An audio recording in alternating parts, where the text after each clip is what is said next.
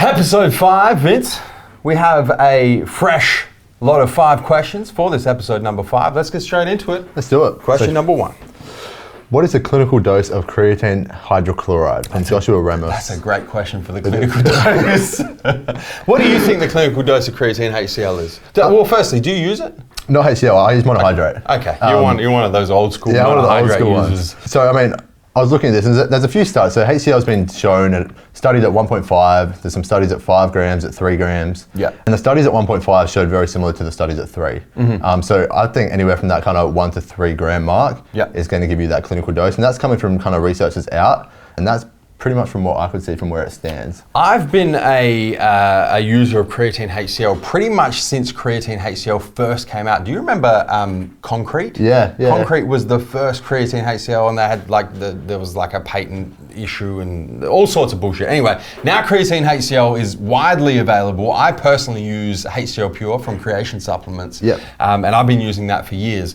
What I do with my dosage, and this, I don't know if this ties into clinical dose or not. This is just what I do and what I've found, and I guess it does kind of get backed up by the research that you just mentioned, is on training days, I will take 2 scoops. Yep. So, and a scoop is 1 gram. So I'll take a gram with usually post-workout, and then I'll take a gram with another meal during the day.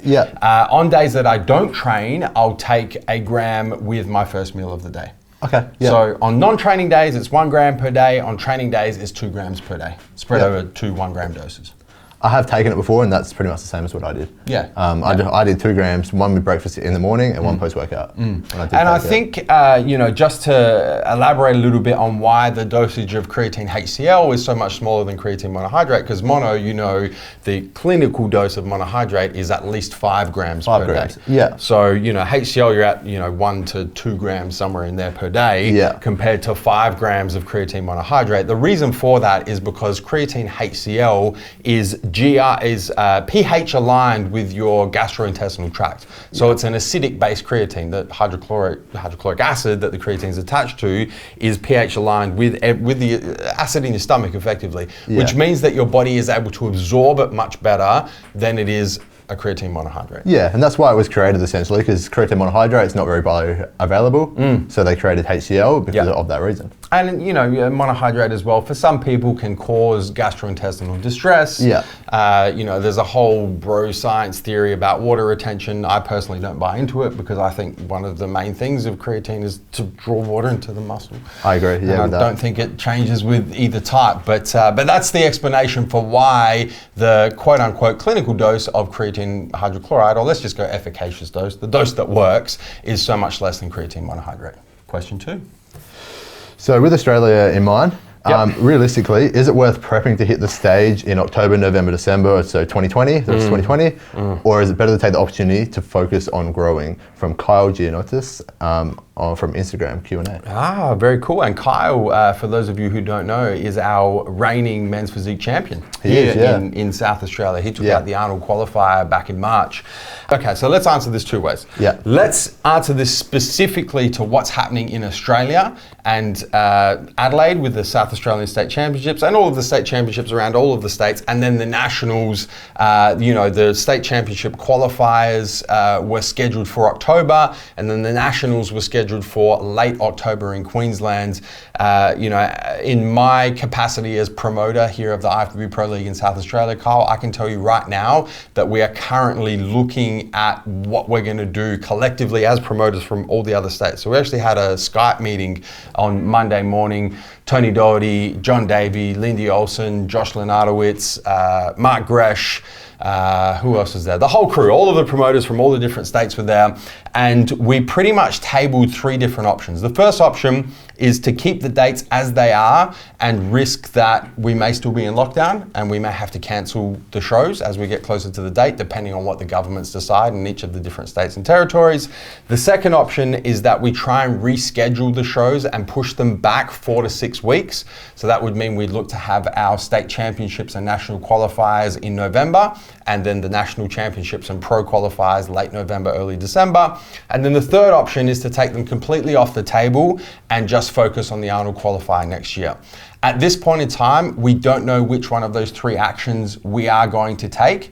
We're really just going to see what happens over the next 4 to 6 weeks in the individual states and territories and make a decision collectively from there. So, back to your question, is it worth prepping to hit the stage? I mean, with the uncertainty around it, Kyle, if that's what you want to do, I would start your prep. For sure, because worst case scenario, you get 4 to 6 weeks into your prep and then we decide that we're actually not going to have the shows or we're going to postpone the shows or whatever the decision is, you're only 4 to 6 weeks into prep. So, you know, you haven't invested that much effort in, time in, money into your prep. It's really the beginning stages of prep. That would be my advice for here in Australia. Generally speaking, I'm going to let you talk about the generally speaking side, Vince, because that's very specific advice for Kyle. Yeah, I would agree with that. And getting kind of 6 weeks into your prep isn't kind of that far, really. You're still not going to be that tired. You're not going to feel the effects of a prep, losing muscle tissue at that stage. So it's not going to be a big detrimental if you did decide to prep. Personally, if you were, with the uncertainty, I mean, you're quite young as well, I believe, Kyle. I think you're 21. Kyle is young, yeah. Yeah. So I would probably take the opportunity to grow. Yeah. Personally, I would focus on growing, come back for Arnold's again, and try and go for your state championship there. Yeah. And I think, you know, that piece of advice probably applies to every country around the world and all of the competitors watching from whatever country you're located in, wherever you are on the planet. You know, I'm going to take a note out of my book now. What I'm doing, right, is I've just said the rest of this year is grow time for me. You know, I'm going to relook at what I'm going to do competitive-wise towards the end of the year and at the start of 2021 because there's just too much uncertainty at this point in time. But each to their own. I mean, if you are dead set, if the shows happen October, November, December, and you are dead set on getting your hands on a state championship title and possibly a pro card, you have to be in it to win it. So you may as well start your prep. So it really depends on your personal intentions. Exactly. Next question. How do you live without taking a salary? When do you take a salary? And how do you reinvest in the business? From Cameron Bennett on Instagram Q&A. Oh, good question. Cameron, my piece of business advice here is how do you live without taking a salary? You know, you have to take something, right? You're never going to take no salary if you're running a business. You have to live. When to take a salary and how to reinvest in the business. My general piece of business advice here, Cameron, that I give to all business owners is live below your means. Take the lowest amount of salary that you can take for as long as you can stay at that level so that you can reinvest everything that you can possibly reinvest back in the business. There's actually two pieces of business advice that I generally give, and this is from my personal experience as well, is as the business owner, you pay yourself last. So that's the first thing. You have to pay all of your suppliers, all of your creditors, all of your staff, the tax department, everyone who needs to be paid gets paid first. And as the business owner, you get paid last. If you pay yourself first as the business owner, you are going to be up shit creek faster than you know it. Pay yourself last. Then the question is, well, how much do you pay yourself? As little as you possibly can for as long as you possibly can, and take all of the other profits and reinvest them back into the business. Because the business needs money to grow. If you don't, it's like trying to grow a plant and not watering it. Yeah. You know, your plant needs water to grow, your business needs cash to grow. If you're not watering your business with cash as much as you possibly can, you're going to start hindering your business growth. That's my advice. Cool, yeah. I mean, I don't run a business, so that's going to be anything better than I can say. Yeah. So, yeah. Next question. Tips on bringing the waist in, or am I overthinking it and should just stay in a calorie deficit? Zach Hutchins on Instagram Q&A as well. Yeah, good question. Thoughts? I think you should be, if you're looking to bring the waist in, I mean, depending on what your training has been like, there's obviously certain things you can do to kind of keep a smaller waist. Yep. If you're looking to bring it in, it's going to come in through your diet and staying in a deficit. You're not going to grow, you're not going to shrink your waist being in a surplus because you're gaining muscle, probably maybe gaining some fat as well. So that's not going to shrink. So staying in a deficit, pushing with it, and keeping going to where you want to be at the body fat you want to be. Yeah. And then let's extend that a little bit, and let's say that you are, you're a competitor and you're stage lean, and you've noticed that now being stage lean to last time you competed, say 12 months ago, 2 years ago, 3 years ago, whatever it is, you're at similar body fats, but now your waist is bigger. Yeah. What do you do in that scenario? I mean, you want to look at what you've changed in your training specifically, because that's going to play a big part. If you started doing heavy deadlifts, heavy compounds, more than likely you've built up more of core stability muscles that stick in your waist. So you may have to go back, take them out, wait for your waist to shrink again, focus on other bits, bringing you back up, and your lats making your back wider essentially. 100%. Creating the illusion, right? Yeah, exactly. So really looking at that training at that point. Yeah. I 100% agree. The one thing that I'll add to that as well is start incorporating vacuums into your training, just for waist control. Once again, bodybuilding is creating an illusion, right? We're artists at the end of the day, and we're using our body as the canvas to create works of art. The better waist control you have, especially when you're posing on stage and being judged, the better your waist is going to look, the smaller your waist is going to look. If you're one of these, and we've all seen the photos of Ruli Winkler's probably the best example, the world famous one where there's just no waist control, and unfortunately, all you're doing is breathing on stage. But because you're breathing through your stomach, not through your chest, your waist looks like you're pregnant. Yeah. So the better waist control you can get, the better that's going to be for creating the illusion that your waist is smaller than it is on stage. And the best way to do that is to incorporate vacuum into your training. Yeah. Last question.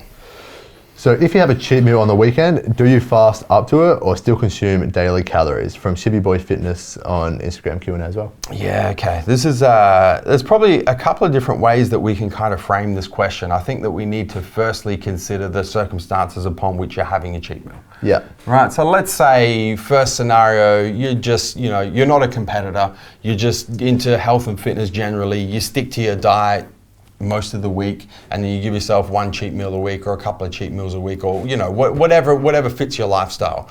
What would you recommend? If I'm kind of just into health and fitness or just trying to lose weight, tracking my calories,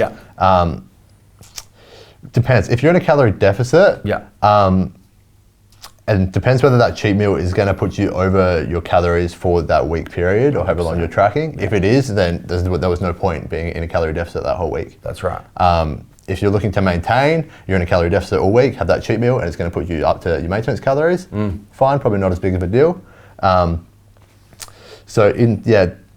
personally would usually cut out a few meals, like a pre-workout meal if I'm not training, or your post-workout meal, that would usually be a cheat meal for me. And I would usually consume, I wouldn't fast, but I would consume less calories coming up throughout the day to have my cheat meal to make sure I'm still in a calorie deficit. If you're just training, tracking your calories, life's going to come first essentially. So it's really up to you. You don't have to, it's going to put you over. If you're trying to maintain your weight, then you probably should. Yeah, and I think that's the best way to consider it. You look at what the cheat meal is going to do to your overall caloric intake. Yeah. And are you comfortable with that, or are you not comfortable with that? If you've committed to having a cheat meal for whatever reason, and you know that having that cheat meal is going to put you significantly in caloric surplus, but your goal at the moment is to achieve fat loss, well, that's a problem. So you're going to have to address that. If you're having a cheat meal for social reasons, and you don't really mind going a little bit into surplus because you're not trying to cut body fat at that point in time, well then eat your meals as you normally would and enjoy the cheat meal as you normally would. So it's really circumstance specific here, Shiv. It really depends on what you're trying to achieve at that point in time and the reasons for having the cheat meal at that same point in time. Yeah, I think if it's for the social reasons, there's nothing worse you can do than kind of stressing yourself out and causing kind of either mental health issues, which some people see from stressing over a cheat meal that much. Yeah. And I think that, then to go on from that as well, you have to kind of be careful that you don't get yourself into this kind of lollipop diet, what am I trying to say? Not lollipop, like pendulum, I don't even know where lollipop came from.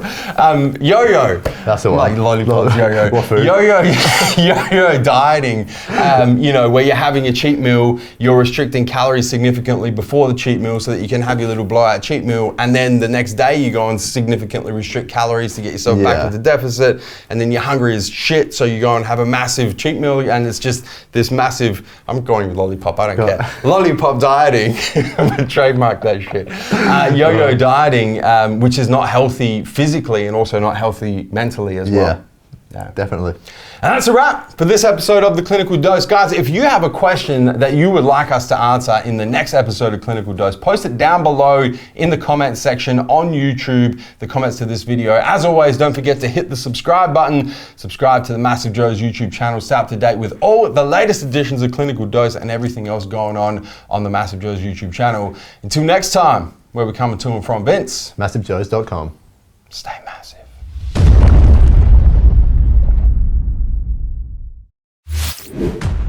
Thank you for tuning in to this video. We hope you enjoyed watching. Don't forget to check out our latest upload and our recommended video, and be sure to subscribe to the MassiveJoes YouTube channel to stay up to date with all of our latest uploads.